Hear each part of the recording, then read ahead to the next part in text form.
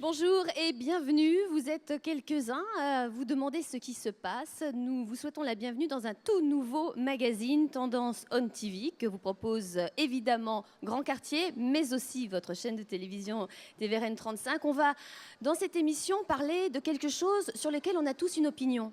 La couleur, celle que l'on aime, celle que l'on préfère, la couleur qui nous va le mieux du monde, et puis celle que les autres ont choisie pour nous. Il y a quelques fabricants qui s'intéressent à ce thème et nous allons essayer de décortiquer le langage des couleurs. Et pour cela, nous avons un spécialiste, il est arc-en-ciologue. Philippe Fagot, merci de nous avoir rejoints dans cette émission. Bonjour. Bonjour Christine. Alors, arc-en-ciologue, ça n'est pas quelqu'un qui court après les arcs-en-ciel, rassurez-nous tout de suite. Votre métier serait plutôt d'étudier justement le langage des couleurs aussi et à quel point ça nous influence. Absolument. Alors, le premier sujet, c'est effectivement chasser les arcs-en-ciel, essayer de comprendre sur le plan rationnel, sur le plan physique, sur le plan scientifique, tout ce qui se passe. Mais après, ce sont toutes les applications qu'il y a lieu au quotidien que je développe avec des entreprises qui font appel à mes services pour concevoir des produits nouveaux. Alors on va en parler de ces produits nouveaux parce que tout au long de cette émission, on va voir que la couleur se décline dans le monde du maquillage avec une démonstration que vous pouvez regarder. Il y a évidemment les vêtements, il y a les chaussures, il y a les montures de lunettes, il y a l'alimentation. Et d'ailleurs, vous allez vous intéresser tout particulièrement à ce thème puisque vous travaillez actuellement sur un ouvrage consacré aux couleurs et à l'alimentation. Ça nous influence. C'est vrai qu'il y a des produits, on imagine mal manger des carottes bleues et pourtant, ça pourrait peut-être avoir le même goût, on va savoir. Est-ce que les couleurs ont avant, tout de suite comme ça, un langage propre? On dit toujours, voilà, le rose pour les petites filles, le bleu pour les garçons. Il y a des couleurs qui nous évoquent quelque chose tout de suite, le jaune par exemple ou... Oui, toutes les couleurs résonnent en nous. Il y a une réponse, généralement d'ordre psychologique, mais alors, quand je parle de psychologie, ça me concerne, mais ça vous concerne aussi en tant que personne. Et puis après, il y a des approches qui sont beaucoup plus collectives, et là, c'est de la psychosociologie. Alors quand on est tout petit, quand on est enfant, j'imagine que c'est plus basique quand même, parce que la psychologie, vers 4-5 ans, on associe le rouge à une tomate, non? Plutôt. Oui, ce sont les tomates, ce sont les cerises, ce sont les voitures de pompiers, mais ce sont des notions, ce sont généralement des objets qui sont associés aux couleurs et qui vont ancrer dans le cerveau du jeune enfant des repères. Et plus l'enfant va grandir, plus il va y avoir une maturité intellectuelle et plus ces repères que l'on dit objectaux vont s'abstraire. C'est-à-dire que pour un enfant, pour un jeune garçon ou jeune fille, c'est tomate, cerise, camion de pompier. Oui. Pour un adolescent, ce sera sang, ça sera passion, ça sera colère. Et puis après, on pourra avoir des marques qui vont s'insérer également dans cet univers mental. Voilà. Donc bien évidemment, il y a des réponses qui sont extrêmement profondes, dont on a perdu parfois les origines. C'est le cas pour le rose pour les petites filles et le bleu pour les petits garçons. Ce sont des idées très anciennes qui se forgent généralement au Moyen-Âge. Le rose pour les petites filles, c'est parce que les poètes de l'époque vont comparer la perfection de la nature à la beauté de la rose, voilà, bien sûr. La perfection de la femme. Ils n'avaient pas tort. Ils n'avaient pas tort, mais il ne faut pas oublier qu'ils mentionnaient que la rose est éphémère et qu'elle a des épines. D'accord, merci Philippe Fagot. Alors on aura l'occasion de vous retrouver tout au long de cette émission. On va voir aussi que la couleur, ça fait bien longtemps qu'on a pensé à quel point ça pouvait nous mettre en valeur. Séance maquillage tout de suite. Suivez-nous.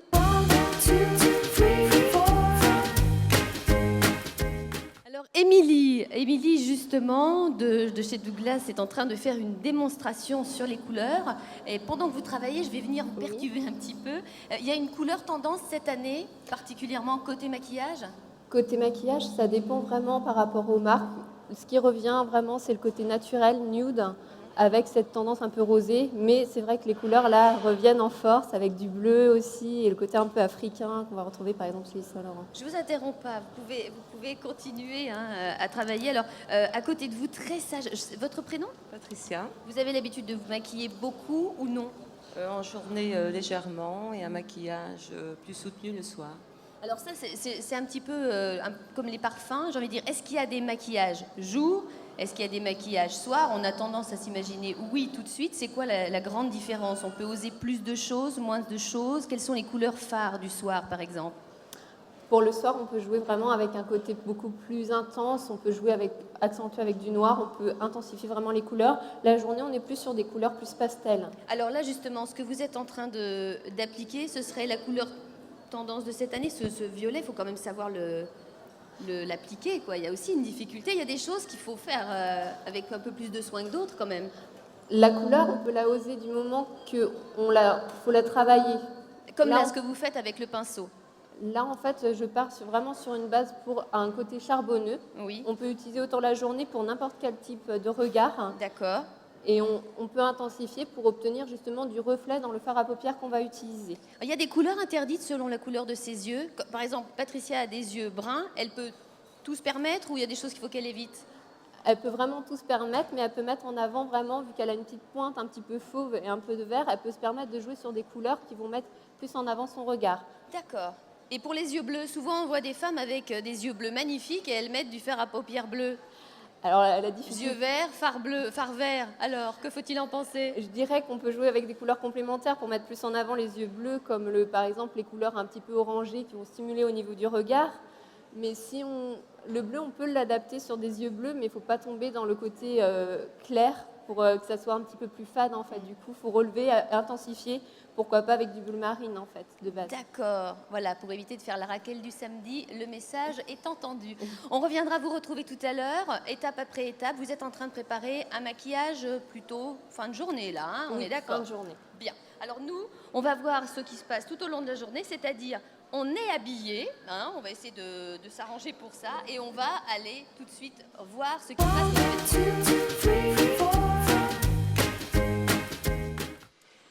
Alors, à mes côtés, Yann, bonjour. Bonjour. Et bienvenue, Paco Chico. Pedro et Chico. Pedro et Chico. Voilà, je savais que j'allais me tromper à un moment donné. Pedro et Chico et Yann. Donc, c'est un peu plus hispanique que Yann. Et puis à vos côtés, une cliente, Hélène. Oui, c'est ça. Alors bienvenue, merci d'être là. On va parler de ce que les femmes viennent chercher le plus souvent. Parce que le maquillage, on est quelques-unes essayent toutes seules. Mais en revanche, ce qui est sûr, c'est que pour les vêtements, on se débrouille avec le conseiller de vente, souvent. Et puis, on se laisse convaincre. Vous avez une magnifique tunique turquoise. Est-ce que vous avez toujours osé la couleur? Non, j'ai pas osé la couleur. L'hiver, déjà, je suis plutôt en noir. Et depuis un an et demi, j'essaye de mettre un peu plus de couleur en me disant que quand je serai plus âgée, j'aurai le temps de mettre du noir. Donc du coup, Ah d'accord. Alors qui vous a aidé ou vous a influencé? Ben, j'ai mes vendeuses où j'ai sympathisé un petit peu avec elles. Donc ils connaissent un petit peu mes goûts. Donc vous les écoutez? Donc je les écoute, mais j'ai quand même, ils veulent me faire mettre par exemple du orange que j'arrive pas encore à... Ça, c'est pas possible. Voilà, donc du coup. Alors Yann, justement, vous êtes venu avec quelques vêtements. Moi, j'ai des vrais coups de cœur, des choses, mais absolument extraordinaires. Des vêtements dont on se serait imaginé, non, on va pas oser. Ça ressemble à quelque chose qu'on aurait déjà vu. Et Yann m'avait dit ça, c'est le carton. Pourtant, c'est de la couleur, c'est de la matière et des motifs quand même. Oui, c'est vrai qu'il y a quelque chose de très nouveau là-dedans. Je pense que c'est ce qui plaît aussi à l'heure actuelle. Ce genre d'imprimé, ces couleurs. Je trouve que ce qui est important de signaler surtout, c'est que la couleur, on la travaille depuis un certain temps, que ce soit dans le textile ou ailleurs, mais c'est surtout qu'il y a des nouvelles couleurs qui sont arrivées. Alors là, moi, par exemple, je vois le désigual là, qui est à côté. On l'attrape parce que la couleur, ça a explosé, c'est relativement récent. Ce genre de couleurs et ce genre de motifs, oui, c'est relativement récent. Ça fait relativement récent. Ça fait 2-3 saisons. Ça fait 2 saisons réellement que ça commence à s'implanter dans les points de vente.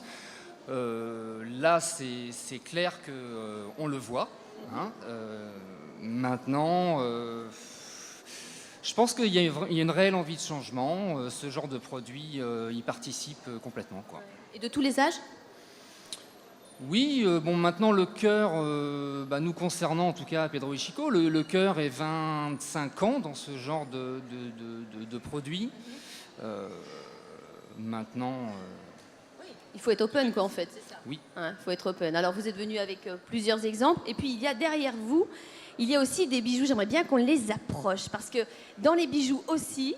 Approchez-moi, je sais pas, tiens, juste le collier qui est sur ce buste. On retrouve de plus en plus chez les créateurs, m'a-t-on dit, des gens qui osent, avec des créateurs venus d'un peu tous les horizons. Il y a, vous l'avez dit, la marque Desigual qui est espagnole, mais chez les créateurs, ce sont souvent des gens du Sud. Le rose est la couleur phare pour le maquillage, nous a dit tout à l'heure Émilie. Et chez vous? Alors on peut noter, sans se tromper, que l'anis est vraiment dans les têtes à l'heure actuelle. Le turquoise, le vert, c'est vrai qu'en Bretagne on avait un petit peu de mal avec le vert, mais maintenant c'est vraiment parti. Quoi dire d'autre? Le jaune également, c'est une couleur qui n'était pas forcément très représentée et qui effectivement est assez présente dans les magasins. Ouais. Et le corail a fait son apparition, y compris sur le maquillage. En tout cas, merci beaucoup pour ces témoignages. Merci d'avoir participé. On va voir que la couleur envahit également nos maisons. L'intérieur de notre maison est gagné par la couleur, et qui s'en plaindrait d'ailleurs? C'est au jardin qu'on prend des couleurs, croyez-vous? Cette année, elles sont partout, dans la salle de bain, le linge de maison, et elles s'invitent aussi à votre table sans complexe. Avec près de 10 milliards d'euros investis par les Français en 2008 pour l'ameublement et la décoration, la tendance affichée est vivement colorée, comme un réveil de la libido, au dire de différents observatoires de tendance. Avec le style arty, vivent les acidulés, comme un retour à l'adolescence, et pour certains objets, une certaine sensualité dans le choix de fauteuils aussi rouges qu'une bouche. Grand succès permanent, l'esprit british, et pour tout dire, anglo-américain. Mais Barack Obama n'y est pour rien, nous affirment les spécialistes. À défaut d'arpenter les lumineuses artères du pays de l'oncle Sam, on les installe chez soi, où sont déjà les stars, l'ambiance glam et parfois un certain school spirit. Tout est fait pour créer aux ados d'aujourd'hui la chambre idéale et pour permettre aux ados d'hier de retrouver de si bons souvenirs. Plexiglas, verre et acrylique sont des matières phares dont la transparence laisse passer toutes les couleurs. Si on note un net recul de la vaisselle toute blanche style mer grand, il est évident que nos tables envoient de toutes les couleurs version indie. Exit aussi le trop classique verre ballon. On ne peut boire que de l'eau, l'ivresse est désormais sur le flacon. Loin de la grisaille et des atmosphères trop sages, notre maison est devenue une véritable palette d'artistes. Vous êtes effectivement un peu dans une ambiance différente à la maison. Quand vous entendez Réveil de la libido, Philippe Fagot ou l'arc-en-ciologue, ça vous fait sourire? Oui, bien sûr, parce que c'est une réponse un peu comme les animaux. Ah. Les animaux, dans un certain nombre d'espèces animales, le mâle est toujours en couleur, Oui. et la femme est plutôt... Comment plutôt ça se fait? terne. Bah oui, alors, ça veut dire qu'il faut se montrer, c'est ça? Ça veut dire qu'il faut se montrer pour séduire, pour communiquer, pour transmettre un message. Ça passe mieux par la couleur. Nous allons faire connaissance de ces deux personnes charmantes qui nous ont rejoints. Il y a Evelyne et Delphine. Evelyne qui est venue nous parler chaussures et Evelyne qui va, elle, plus exactement, nous permettre d'approcher une notion très particulière, c'est la couleur sur les lunettes. Chez Chris, et vous l'avez confirmé, Philippe Fagot, la couleur a été ça a été une sorte de révolution. Est-ce que vous pouvez nous dire qui vient vous chercher des montures de couleurs? Faut oser quand même. Je dirais révolution, mais révélation aussi. Ah. Parce que du coup, avec la couleur, les lunettes ont pris une grande tendance. Oui. Les gens osent mettre des lunettes maintenant. Ils ne portent plus en tant que prothèse, en tant que punition aide visuelle, en tant que punition. Donc là, on est sur des solaires qui sont complètement en tendance cette année, oui. qui reviennent dans les années, qui nous rappellent les années 70. Donc les modèles Carrera. Et vous avez après différentes couleurs. Le rouge revient beaucoup pour les hommes. Oui. Au niveau des femmes, on est plus sur du prune, fuchsia, rose. Oui. Des couleurs très chaudes. D'accord. Et les garçons osent... Non, ils n'osent pas de ce genre de choses. Il y a toujours une touche de couleur. Beaucoup. Ouais. Et là, on cible toute la clientèle qui part de 10 ans, enfin même de 3 ans, jusqu'à 70 ans. Donc, dans quelles années s'est apparue la couleur sur les montures, Philippe? Sur les montures, c'est à la fin des années 80... au début des années 90, 93. C'est récent, quoi, finalement. C'est assez récent. Ce qui est très étonnant, c'est qu'on trouve exactement la même attitude en informatique et en informatique grand public pour décomplexifier l'approche du grand public. envers l'introduction de l'informatique à la maison. Oui. Des grandes marques ont misé sur la couleur pour que ça devienne plus ludique, Et donc plus accessible, voilà, ça fasse voilà, moins sérieux. voilà. Alors au pied, on n'hésite pas. Evelyne, vous avez là, celles que vous portez sont relativement sages. Voilà, très sobre. Il va falloir que quelqu'un vous prête un micro. Est-ce que Philippe ou voilà, merci. Mais on voit derrière vous tout un tas de Oui. modèles de chaussures. Vous vous êtes laissé convaincre facilement. Pour vous, la chaussure, ça véhicule quoi? La chaussure, c'est comme la robe, c'est comme la ceinture, c'est comme le sac, Oui. ça va avec le reste. Vous assortissez? J'essaye, Oui. oui. Alors là, cette fois-ci, ce sont Ben, des chaussures sages, mais sinon, vous aimez bien. J'essaie mettre, là, j'avais un peu de marron aux yeux, donc j'ai mis des chaussures marron. Oui, on va chercher Normalement, loin. je devais avoir une ceinture marron et j'ai eu un souci avant de venir, donc pas de ceinture marron. D'accord. Mais si j'essaie d'associer, ou alors je réveille une tenue sobre et foncée avec des chaussures en couleur. Vous vous laissez influencer par la mode. À un moment donné, il y a eu des chaussures vertes insensées. Oui. Et puis, il y a eu Moi, la j'ai fameuse chanson Oui, Les j'ai eu. souliers verts de Linda Lemay. Je ne sais pas si vous savez. J'ai eu des chaussures vertes, j'ai eu des chaussures jaunes il y a très très longtemps. J'adore les chaussures. Alors là, j'aimerais bien que Philippe, vous ayez un petit mot conclusion. Parce que très souvent, on le dit, la chaussure, c'est la féminité. Et la chaussure rouge, l'escarpin rouge. Revenons à nos questions de libido. Une femme avec des escarpins rouges, Succès assuré. voilà, tous les hommes deviennent des Espagnols. C'est une belle conclusion, Philippe. En tout cas, ce qui est sûr, c'est qu'on le comprend des yeux jusqu'aux pieds. La couleur nous accompagne et les tendances font beaucoup pour que l'on se sente à l'aise. Et quels que soient les âges, vous l'avez dit tout à l'heure, Quels que soient les âges. et quelles que soient les origines sociales. Tout à fait. Bon, alors il faut oser, et puis la couleur cette année étant plus que jamais de retour, il faut surtout pas hésiter. De la couleur, c'est ce qu'on nous dit ici quand on a bonne mine. La bonne mine, on va voir où elle en est, on rejoint tout de suite notre fil rouge maquillage.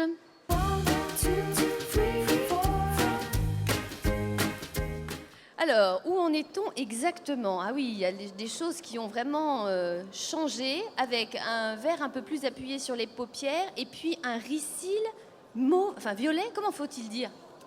Violet, tout simplement. Violet.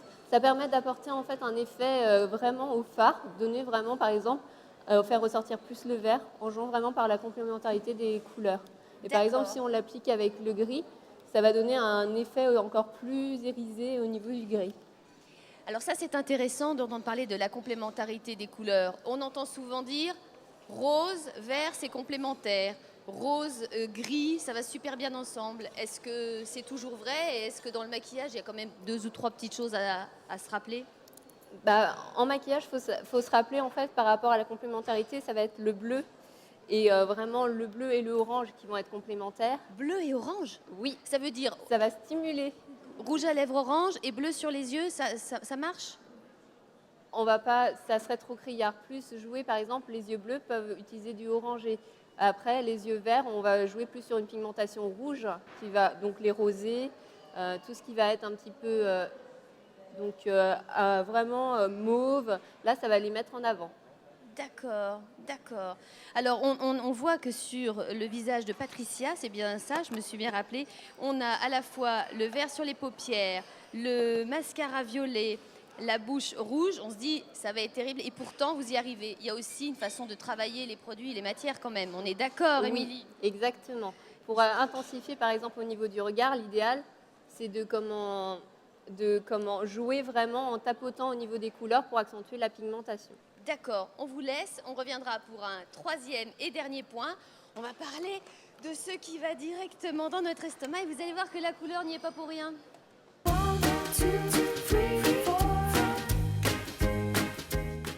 Et Philippe, d'ailleurs, prépare un ouvrage sur la couleur et l'alimentation, donc on va avoir l'occasion de commenter ce que l'on a filmé chez vous. Bonjour Mano. Oui, bonjour. Alors, on est venu vous voir à Pizza Sud. On s'est dit, c'est sûr, quand on voit des choses appétissantes, la couleur joue son rôle. Alors, on va vous voir à l'œuvre. On va voir comment vous avez en secret d'éveiller nos papilles.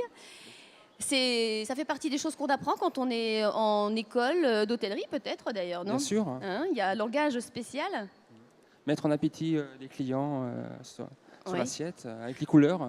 Alors moi, dès que j'entends couleur par rapport à la cuisine, je pense toujours à la pâtisserie. D'ailleurs, on va regarder quelques-unes des images. C'est ce qui semble le plus évident, quoi. Hein. Là, ce que vous êtes en train de préparer, c'est quoi?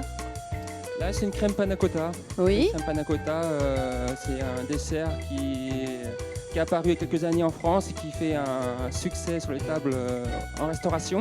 Alors là, c'est une couleur assez basique au départ. Voilà, C'est donc un c'est une blanc crème jaune. neutre, Quoi. hein. Oui. Une crème neutre que j'ai accompagnée d'un coulis de fruits rouges et puis de fraises gariguettes avec une feuille de menthe Pour réveiller tout ça. pour voilà, égayer l'assiette. Donc c'est ça paralysé en plus. Donc ça peut être une idée de recette pour la fête des mères, par exemple. Pour la fête des mères, mais oui, c'est vrai qu'on n'est qu'à quelques heures de la fête des mères. Là, ça donne l'idée d'une fleur d'ailleurs, hein, ce que vous faites comme dessert. On a tout à l'heure évoqué la couleur du rouge. Philippe, là, une fois de plus, ça parle de tout seul. Le rouge éveille ça, quoi. Le rouge, oui, et toutes ses propriétés, vous l'avez souligné il y a quelques instants, je suis en train de préparer un ouvrage sur la couleur des aliments avec une trentaine de chercheurs du CNRS, de l'INSERM, et nous révélons en fait que certains produits alimentaires, la tomate et ses lycopènes, les cerises, les baies, ont des propriétés antioxydantes en particulier qui vont jouer un rôle excessivement important dans la lutte contre le vieillissement cellulaire. Ah oui, d'accord. Et donc, composer son assiette, ses repas, à travers un panorama chromatique, eh bien, c'est un acte qui participe à la réduction du déficit de la sécurité sociale. Voilà une très bonne nouvelle. Alors, il y a le dessert, mais il y a aussi dans le salé aussi qu'on retrouve Tout à fait. la mise en valeur des couleurs, hein, parce que l'éveil de l'appétit, c'est pas seulement le sucre, même si on est un peu gourmande et qu'on aime bien le sucre, comme je ne nommerai personne. Là, ce que vous nous faites, c'est quoi? Donc là, c'est un pesto. Donc c'est un plat à base avec des pâtes. Donc des fettuccini au pesto exactement, accompagnés de magret de canard fumé, tiède, avec agrémenté de courgettes parmesan et avec des feuilles de basilic pour égayer toujours l'assiette, mettre en valeur l'assiette. D'accord. Donc là aussi, vous avez mis un cœur rouge au milieu de Oui, tout tout à ça. fait, oui. Alors là, le rouge serait plus associé à la viande, la passion. Qu'est-ce qu'on pourrait en dire? Parce qu'il faut... Ce qu'on pourrait en dire, c'est qu'il y a une phrase dans le métier qui n'est pas très éloignée en fait de ce qui se passe chez nos amis des cosmétiques. Tout à l'heure, vous posiez la question, le rose, enfin l'oranger et le bleu. Il y a une longue tradition qui dit la bouche ou les yeux, mais pas les deux. La bouche, on maquille soit les lèvres, soit les yeux, oui, c'est mais vrai. pas les deux. Ça, c'est une longue tradition qui remonte au tout début du 19e siècle. C'est tout à fait étonnant que ça soit toujours actuel, présent. Et sur l'aspect culinaire, on va chercher à valoriser une présentation en utilisant des couleurs complémentaires, la tomate avec la petite feuille de salade. Et le plaisir des yeux, c'est pas rien non plus. Parce Voilà. que là, quand on voit ne serait-ce qu'une corbeille de fruits, vous voyez, on parlait des mamans, je pense aux jeunes mamans. Quand vous allez voir une jeune maman, il y en a plein qui amènent des fleurs, c'est une très bonne idée, mais à la maternité, des fois, ça peut être plus ou moins bien supporté. En revanche, la corbeille de fruits amènera la couleur que vous avez envie d'avoir. Et en plus, à mon avis, ça ne peut pas lui faire de mal. Et comme vous l'avez dit, ça a quelques vertus. Merci Mano. Mais je vous en prie. Philippe, je vous rejoins. Je vous fausse compagnie quelques instants. Je vais aller me plonger dans un peu de lecture.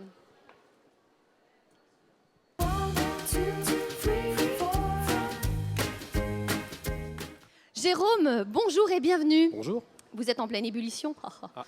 On vous l'a fait souvent, celle-là. Oui. Hein. Ça va bientôt fonctionner. Oui, je confirme. Vous allez ouvrir un nouvel espace ici, Oui. un grand quartier. Et je vous ai demandé de bien vouloir me préparer en fonction de cette émission thématique sur les couleurs, des ouvrages dans lesquels on n'a pas hésité à aborder ce thème. Vous avez démarré par un ouvrage pour les petits, non? C'est ça? Voilà, on va démarrer déjà par un ouvrage pour les petits avec mon atelier de couleurs. Oui. Voilà, comme ceci. Mhm. On va retrouver donc maintenant pour l'apprentissage de la couleur, surtout via la folie musée, maintenant qu'on va retrouver un petit peu partout. Toutes les expos ont beaucoup de succès, que ce soit à Paris, au Champ Libre ou autre. Oui. Et maintenant, on va passer par des courants artistiques contemporains, le dadaïsme, l'art naïf, par exemple, Mhm. le pop art.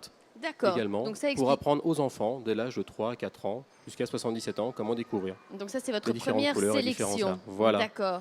Et Ensuite- alors là, vous charriez un peu. Je vous dis de la couleur, m'amène Mais oui. un livre noir. Et voilà, mais Jérôme. comme le disait notre spécialiste tout à l'heure, pour par exemple les Japonais, le noir et le blanc sont considérés comme des couleurs. Et D'accord. maintenant, une grande maison comme Actes Sud a tendance à faire comme pour les polars, à mettre le noir en valeur, souligné Et de rouge. La série Millennium, dont on parle énormément, oui, vous est avez tirée raison. du même auteur Voilà, ici, chez Actes Sud, c'est la même collection, ça s'appelle Le Prédicateur. Et donc, voilà, vous retrouvez quand même un dessin un petit peu contemporain, en couverture. Vraiment, le livre devient un objet à part entière maintenant. Donc c'est ça l'idée, c'est de Voilà. faire du livre Maintenant, un c'est objet, pas seulement voilà, le on contenu. peut l'avoir à la main, ça reste un accessoire également. Et pourquoi ce coup de cœur pour Dada? Et pourquoi Dada? Parce que Dada, ça existe déjà depuis quelques années. Oui. Voilà, c'est vraiment une revue qui est vraiment un petit peu en marge. On est toujours sur des petits éditeurs indépendants. On parlait de la vanne du pop art pour l'instant. C'est vrai qu'on va avoir dans cette revue, on peut voir maintenant Mao, Lénine et autres revisités par Warhol. C'est l'année Warhol de toute façon au niveau des expos. Voilà, on peut voir maintenant le portrait de Barack Obama qui va être juste ici avant sa visite en Normandie ce week-end. Voilà, donc c'est complètement d'actualité. Obama qui est également une couleur pour un certain magazine, parce que c'est la couleur espoir qu'il a été donc pour Life et Courrier International cette année.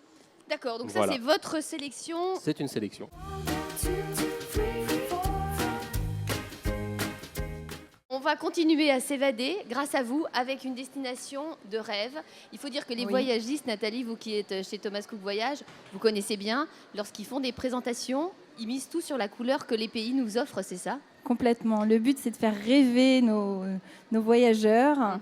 Le meilleur moment du voyage, c'est la préparation. Hein. Le meilleur moment, oui, c'est le rêve. On s'imagine les bleus lagons, les plages de sable blanc et on part à l'aventure, voilà.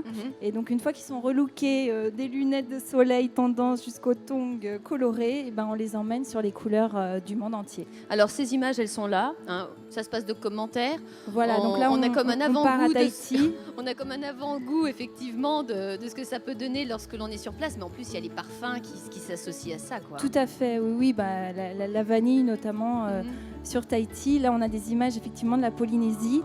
La couleur, voilà, la couleur phare, c'est quand même le bleu, mais sur beaucoup de destinations. Philippe va nous dire pourquoi. Ouais, tout à fait. Le bleu, oui, c'est la mer, c'est le ciel, ça fait rêver.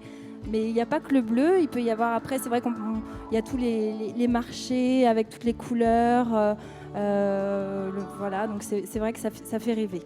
Alors, le bleu, et moi j'aimerais bien, Philippe, que vous nous disiez pourquoi le bleu, c'est l'évasion. Parce qu'en plus, on le retrouve dans le mobilier, enfin dans les chambres, on dit toujours mettez du bleu, c'est une couleur qui apaise. Alors, pourquoi le bleu? Qu'est-ce que c'est synonyme de quoi, le bleu? C'est l'infini, c'est l'espace, c'est aussi une invitation à la découverte.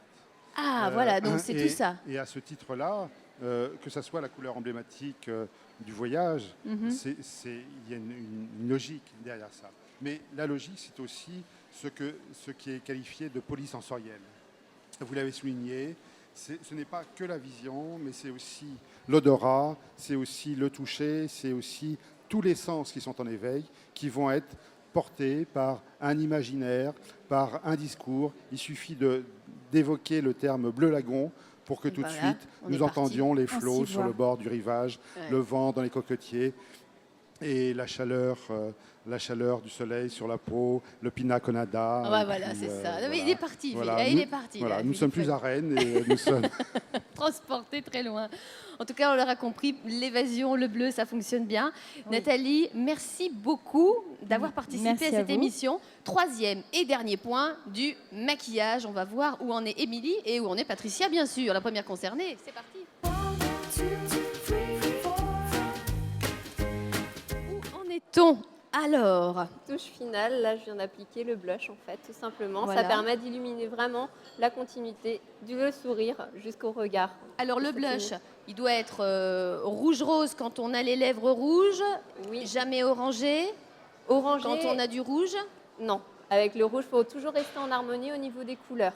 D'accord. Et suivre toujours par rapport à la forme du visage. Parce que savoir qu'un maquillage, pour apporter plus, jouer vraiment et accentuer, illuminer au niveau des couleurs, il faut vraiment faire en fonction de la forme des yeux, de la personne et du visage. Alors, vous avez fait deux teintes différentes. Voilà, une à accentuer un petit peu plus avec le vert au niveau vraiment pour une soirée, vraiment pour intensifier. L'autre, autant on peut l'utiliser tous les jours. Mais je suis restée sur un mascara violet vraiment pour montrer que ça permet d'apporter de la lumière, par exemple pour cette saison, plutôt que le noir qui va durcir au niveau des traits. Merci Patricia d'avoir accepté de ne pas être maquillée de la même manière d'un côté et de l'autre. Et c'est vrai que l'on remarque la différence de ce qui peut être porté à certaines heures de la journée. Vous préférez de quel côté, vous? Ça dépend. Ça dépendra de mon humeur, la façon dont je aujourd'hui. Aujourd'hui, peut-être plus le côté droit. D'accord. Bon, rassurez-vous, nous, on est d'accord avec les deux côtés. L'ensemble de ceux qui regardent l'émission sont assez d'accord. Le modèle a été vraiment extrêmement patient et très joli. Le résultat est magnifique. Merci beaucoup, Émilie. Cette émission touche à sa fin. On va se dire au revoir. Et j'aimerais bien avec vous, Philippe, qu'on fasse un petit mot de conclusion. Parce qu'on a appris beaucoup de choses sur le langage des couleurs. Ce qu'il faut en retenir surtout, c'est que la couleur, sans elle, point de salut. Alors, si il y avait un mot à retenir, c'est que la couleur est dans la matière grise. Ah, C'est-à-dire que la couleur, c'est dans la tête. oui, parce que les daltoniens, ils ne voient pas la Voilà. même couleur que Voilà. nous. Donc déjà. Donc, la couleur, c'est dans la tête. Si nous sommes de bonne humeur, on va voir le monde en couleur. Et on s'habillera en couleur. Voilà. Vous n'êtes pas triste, vous, aujourd'hui? Vous êtes tout en gris? Non, mais Je le taquine, j'aime bien. J'aime bien. De bonne guerre. pourquoi voudriez-vous que je sois comme un perroquet? Je suis... pour moi, le gris, comme le noir et le blanc, sont des couleurs. Ah oui. Voilà. Je croyais qu'il y avait 3 couleurs primaires, moi. Il y avait jaune, rouge, bleu, et puis après, noir et blanc étaient des teintes. Oui, ça sera pour la prochaine émission. D'accord, ce sera un autre débat. Votre ouvrage a déjà un titre, celui sur lequel vous travaillez, Alimentation et couleurs, c'est ça? Non, couleur et alimentation. Couleurs et alimentation. On ne mélangera pas tout. Merci beaucoup à vous tous, à tous ceux qui avaient participé à la préparation de cette émission, qui avaient participé activement au tournage de cette émission. Merci Philippe Fagot. Tendance on TV, c'est terminé pour aujourd'hui dans ce nouveau magazine. On souhaite une bonne fête à toutes les mamans qui évidemment portent les plus belles couleurs du monde, celles de l'amour, celles de votre choix. À bientôt sur TVRN 35.